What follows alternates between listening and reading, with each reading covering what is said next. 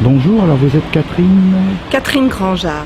Je suis psychanalyste et je suis spécialiste de l'obésité. Donc, qu'est-ce que ça veut dire spécialiste de l'obésité? Ça veut dire que depuis une vingtaine d'années, je reçois beaucoup de patients qui ont des soucis de poids et je travaille entre autres dans des services de chirurgie bariatrique, de chirurgie de l'obésité. Et donc, quelles solutions vous donnez à ces patients? Quels conseils plutôt? Alors, je vais peut-être vous parler des livres. Des livres, oui, voilà, donc vous avez Comprendre l'obésité avec un sous-titre, Une question de personne, un problème de société, qui est un essai paru chez Albin Michel. Et le petit dernier, le roman, La femme qui voit de l'autre côté du miroir, coécrit avec la journaliste Daphné Leportois, qui est sorti cette année chez Erol au mois de juin. Et c'est un roman qui traite d'une jeune femme qui a 25 ans et qui est si mal dans sa peau qu'elle souhaite réaliser une chirurgie de l'obésité comme cadeau d'anniversaire. Et évidemment, dans le protocole des chirurgies de l'obésité, on doit voir un psy. Et elle a la chance de tomber sur une psychanalyste qui va lui dire « Mais parlez-moi de vous, ne me parlez pas simplement de vos kilos, parlez-moi de vous ». Et donc, vous savez qu'il y a 500 000 personnes qui se sont fait opérer une chirurgie de l'obésité depuis le début en France. L'année dernière, 60 000 personnes se sont fait opérer, plus toutes celles qui font des démarches, qui y pensent, qui ont envie, etc. etc. Excusez-moi, on va couper. On va pas être ça. Voilà. Il est clair qu'une chirurgie de l'obésité, c'est pas une solution miracle. Et donc la préparation que cette héroïne, Lucie, va entamer, nous la suivons parce que nous voulons comprendre ce qui se passe pour elle. Pourquoi elle attribue tous ces maux à l'excès de poids et même pourquoi elle a un excès de poids de cette nature. Donc vous voyez, c'est tout ça, ce roman, mais c'est un feel-good. Ça veut dire que c'est très sympa à lire. Pourquoi est-ce que moi, psychanalyste, j'ai voulu écrire un roman?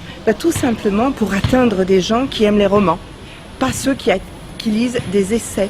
Et les deux sont complémentaires, mais les deux parlent de la même chose, de l'obésité, de l'excès de poids, du fait d'être mal dans sa peau, mais d'une façon un petit peu différente et avec un vocabulaire qui s'adapte à des publics qui n'aiment pas lire les mêmes choses ou qui vont d'abord lire le roman pour ensuite creuser, aller un petit peu plus loin.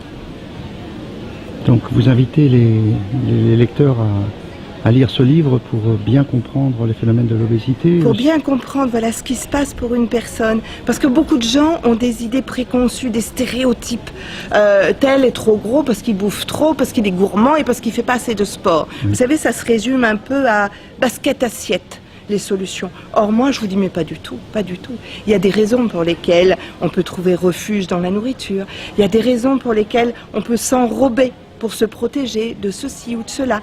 Et dans ce roman, qui est alimenté par une vingtaine d'années de pratique, on voit bien que les différents protagonistes, puisqu'on va rencontrer plein de gens qui auront ou pas ce problème, au fond, ça dépasse beaucoup la question de l'obésité. C'est qu'est-ce qui fait que je suis ou pas bien dans ma peau? Qu'est-ce qui fait que je m'apprécie? Le titre, qui voit de l'autre côté du miroir, ça veut dire que l'image qu'on voit dans un miroir reflète non seulement une image, mais ce qui s'est passé derrière, dans une histoire, ce rapport qu'on a à soi, à son corps, le narcissisme, vous voyez, plein de choses comme ça, mais expliquées d'une façon très très claire, très compréhensible. C'est une vulgarisation, c'est une transmission pour un public qui a envie soit de comprendre ce qui lui arrive à lui, soit ce qui arrive à monsieur, madame, tout le monde, et ainsi avoir un éclairage qui dépasse des stéréotypes et qui nous permettent d'aller un peu plus loin, d'aller de l'autre côté du miroir.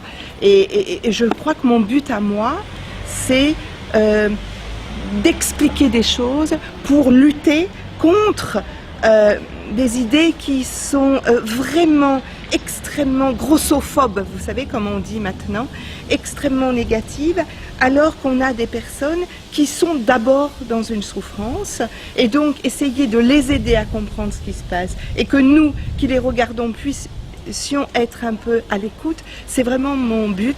Et je crois qu'on peut s'identifier dans ce roman à l'héroïne, et il lui arrive des tas de choses plus ou moins sympas, il y a des remarques, il y a tout ça qui existe. Alors peut-être on verra plus les gens en obésité de la même façon après le bouquin. Et puis quand on entendra des critiques, des quolibets, eh bien, on se dira non, il ne faut plus faire comme ça. Il faut plutôt dire aux gens, mais non, vous ne pouvez pas vous permettre. Voilà, vous voyez, c'est un petit peu tout ça.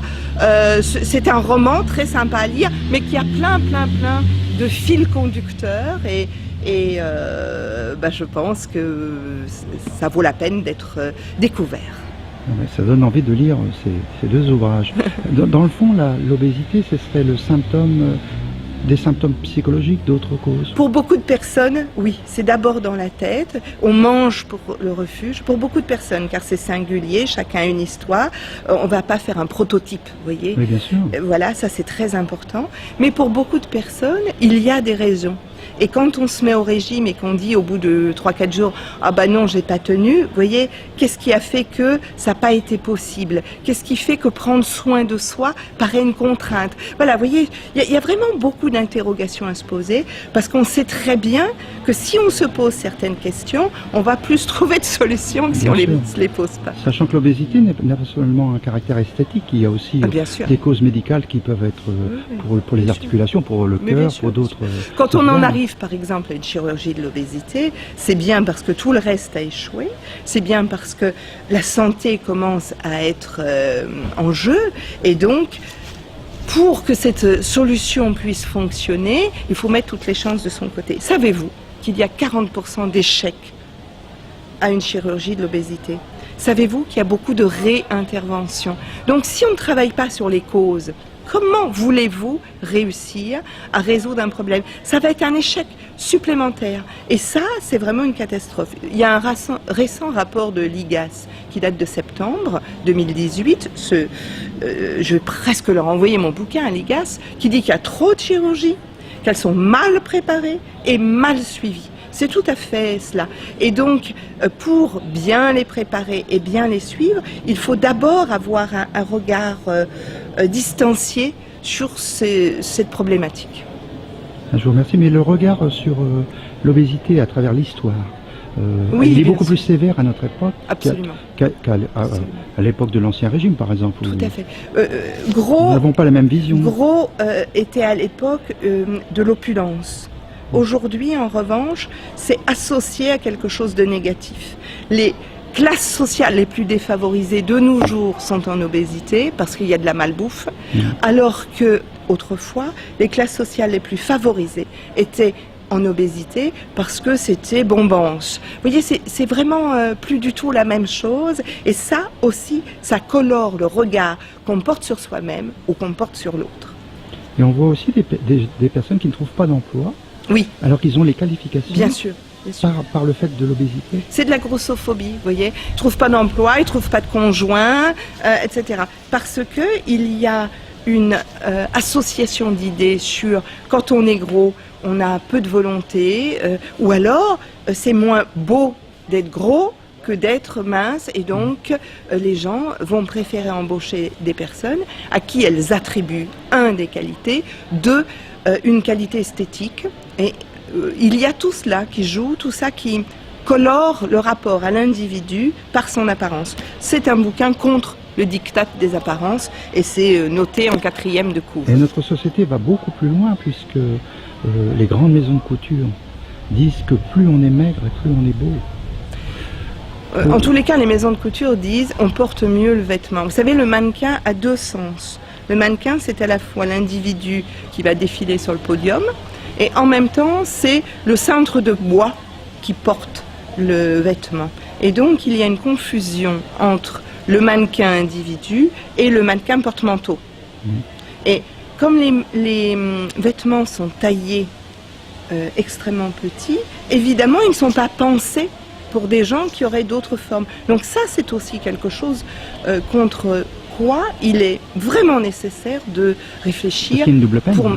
On a du mal à trouver des beaux vêtements. Bien sûr, absolument, absolument. Donc vous voyez, tout ceci est mais totalement dénoncé dans tous nos chapitres dans ce bouquin, mais pas dénoncé au travers du discours, comme dans un essai, mais dénoncé plus subtilement au travers d'une histoire, d'une fiction. Et ça donne de l'espoir dans votre... C'est un feel good. Oui. Donc un feel good, ça veut dire que, Tout est dans le mot. Oui. que notre, Oui. oui, voilà, que notre héroïne, eh bien, elle va trouver des tas de choses sur elle, que notre héroïne, elle va trouver aussi des amis, elle va trouver des activités, elle va trouver, voilà, enfin je vais pas tout vous raconter Non, parce bien qu'il sûr, mais faut on qu'il n'est y ait pas là des pour ça, sinon. suspens. Évidemment, Mais oui. évidemment, tout ce qui est amené, c'est pour montrer que une partie de la solution se trouve dans des éléments auxquels elle ne pense pas. Nous ne pensons pas. Donc vos livres apportent des solutions à ces personnes. Oui, c'est fait pour ça, à ces personnes et aux autres, parce que c'est pas que pour les gros, Oui. c'est fait pour tout le monde, Oui, oui. pour qu'on puisse Pour ceux mieux qui comprendre. Qui vivent avec des personnes en surpoids. Et puis, même quand on n'est pas en surpoids, on peut se regarder dans le miroir et se dire « Oh, je me plais pas ». Donc, qu'est-ce qui fait qu'on se plaît pas? Vous voyez, c'est derrière le miroir qu'il y a la solution. Les mots qui ont été dits pendant l'enfance, par exemple.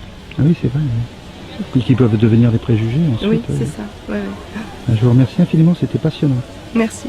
Et c'est vraiment un sujet qui touche beaucoup de Français, Oui. à la fois ceux qui sont en surpoids et aussi ceux qui vivent avec des personnes en surpoids, qui à mon avis les aborderont différemment. Absolument, absolument. C'est vraiment un livre pour faire comprendre à soi-même et aux autres. Je dirais que c'est un livre précieux pour l'humanité. J'irai jusque-là. Voilà, bah écoutez, je vous remercie. Je vous remercie infiniment. Et bonne suite à vous. Merci.